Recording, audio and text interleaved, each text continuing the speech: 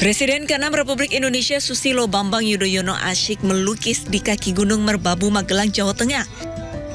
Diselimuti kabut tebal, SBY ditemani puluhan pelukis lainnya. Di sini, SBY melukis karya abstrak yang bernilai seni tinggi. SBY mengungkap dirinya masih merasakan duka dan kehilangan mendalam sejak ditinggal sang istri Ani Yudhoyono. Sehingga SBY mencari kegiatan positif untuk membuatnya senang dan tenang, salah satunya dengan melukis. Tapi menurut aku, disitulah sebetulnya pelukis banyak pilihan dari sudut mana yang bisa diambil. So, tempat yang bagus, entah ke arah Merbabu, Merapi, atau membelakangi ke arah sana, itu ketep yang ada hill di situ. Aku ngambil ke arah sana. Tapi cuaca yang tadi bukan sekarang, kan changing, berubah itu. Nah ini tidak detail, sambil semi abstrak landscape painting, jadi ya begini aja. Karya dari para pelukis ini kemudian dipamerkan di sebuah hotel di Magelang, Jawa Tengah untuk dinikmati oleh para pecinta seni. Dari Magelang, Jawa Tengah, Puji Hartanto, iNews melaporkan.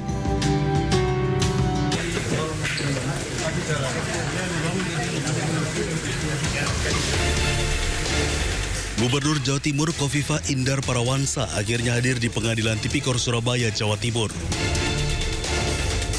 Kofifa datang untuk menjadi saksi dalam kasus korupsi dana hibah Pokir DPRD Jawa Timur periode 2019-2024. Dalam sidang ini, Jaksa Penuntut Umum mengejar Kofifa dengan sejumlah pertanyaan. Salah satunya termasuk tudingan bahwa Kofifa menerima fee ijon sebesar 30%. Namun dalam sidang Kofifa membantah hal tersebut. Jadi apa yang dituduhkan dan banyak kawan-kawan yang juga ikut memuat, saya ingin menyampaikan bahwa saya ingin menegaskan bahwa itu tidak benar. Bahwa itu tidak benar. Kawan-kawan bisa lihat secara presentatif itu sudah di atas 300%. Berarti itu tidak benar. Dan saya ingin menyampaikan kepada seluruh masyarakat Jawa Timur bahwa apa yang dituduhkan itu tidak benar.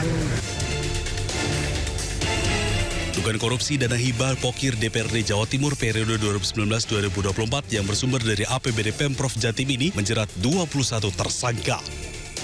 Satu diantaranya meninggal dunia. Dari Sidoarjo, Jawa Timur, Prawono Putra, iNews melaporkan. Sementara itu pemirsa, Kejaksaan Agung merespon tim kuasa hukum ex-Mendikbudristek Nadiem Makarim terkait klaim adanya pendampingan yang sudah dilakukan oleh Kejagung sebelum proyek Chromebook dilakukan. Kejagung menyebut dalam pendampingan tersebut pihaknya telah memperingatkan Nadiem untuk lakukan kajian ulang karena perencanaan proyek yang dinilai tidak sempurna.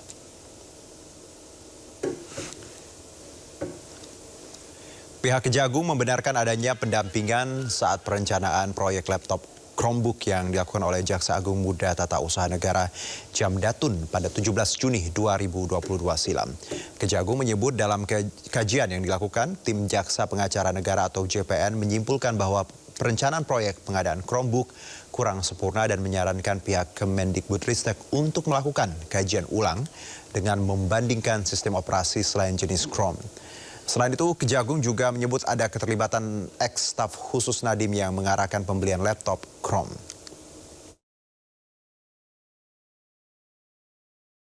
Kajian tidak memuat alasan dan urgensi yang jelas terpilihnya Chrome sebagai sistem operasi yang digunakan dalam pengadaan tersebut. Bahkan JPN menyarankan agar dalam kajian dilakukan komparasi keunggulan dengan sistem yang lainnya, baik itu OS Linux, Macintosh, Windows, Chrome, dan supaya mendapatkan kajian yang objektif. Sudah menyarankan. Terus ada berdasar keterangan dari tim kajian, ada arahan. Ini hasil temuan DPR. Khusus dari staf khusus menteri. Memang sejak awal sudah diketemukan ada staf khusus menteri secara inline yang mengarahkan ke pemakaian Chrome. Kemarin Presiden Prabowo Subianto menggelar rapat di Istana Presiden.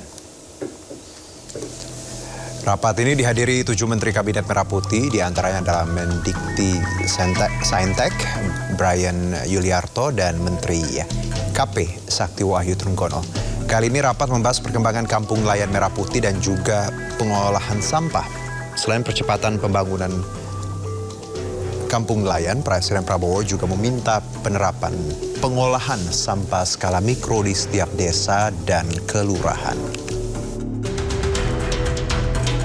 Nanti habis itu mungkin melanjutkan yang sampah mikro kemarin, tapi kita lihat ya. Sama siapa aja, Pak? Belum tahu juga, katanya ada 7 orang sih teliti. Ya. Pak, dari pihak kampusnya diundang nggak sih, Pak? Apa? Dari pihak kampusnya diundang nggak sih, Pak? Belum. Boleh tahu nggak, Pak, kampusnya apa aja yang udah menerapkan teknologi itu, Pak? Mengembangkan itu? Sudah banyak ya, ada UGM, sudah, IPB, sudah, ITB baru akan mulai, kemudian Undip, sudah, begitu ya. Ada mungkin kemarin kita kumpulkan ada 20-an kampus yang sudah menerapkan, dan tahun ini kita juga akan mendorong lagi kampus-kampus untuk membuat jadi sampah di kampus selesai di kampus. Kita ingin begitu. Jadi mungkin kita harapannya 100 kampus tahun ini.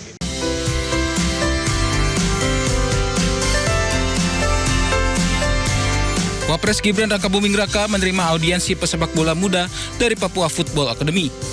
Gibran menyambut langsung Direktur Akademi Papua Football Academy, Wolfgang Pikal, di Istana Wapres.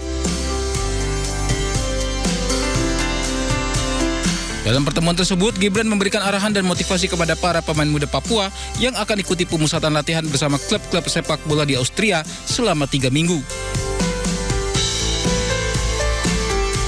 Para pemain juga menyerahkan jaket dan bola untuk ditandatangani Wapres sebagai simbol dukungan dan doa sebelum keberangkatan.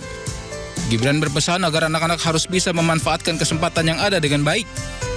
Tak lupa harus selalu menjaga semangat dan mengharumkan nama Indonesia di luar negeri. Gibran juga melihat potensi besar anak-anak Papua dan mendukung fasilitas yang dibutuhkan bisa terus ditingkatkan.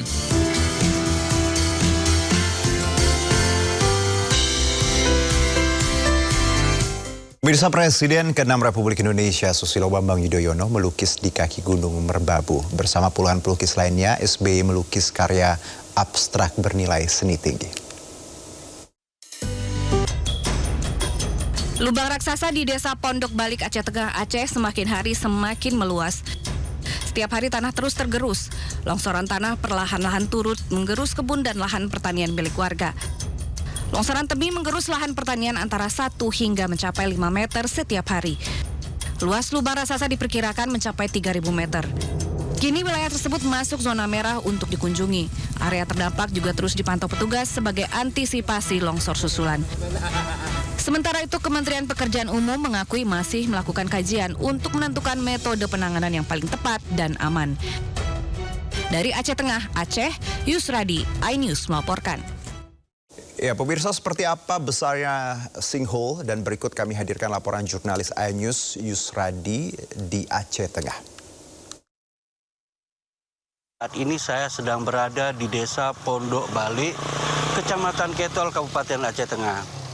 Tepat di belakang saya, lokasi terjadinya longsor yang menyebabkan lubang raksasa yang diperkirakan diameternya mencapai 3.000 meter atau 3 hektar dengan kedalaman rata-rata antara 80 sampai 100 meter. Longsor sampai saat ini masih terjadi dan diperkirakan dalam perharinya itu memakan areal pertanian masyarakat antara 1 sampai 5 meter. Untuk penanganan, tim teknis dari PU sendiri sedang melakukan observasi untuk penanganan yang lebih konkret dan tepat. Sementara untuk keamanan masyarakat, pihak PU sendiri sudah memberi garis pembatas agar tidak dilintasi oleh masyarakat. Karena ini akan mengancam keselamatan warga sekitar bila mendekat ke lokasi longsor. Karena longsor sampai saat ini tidak bisa diprediksi, terus saja terjadi.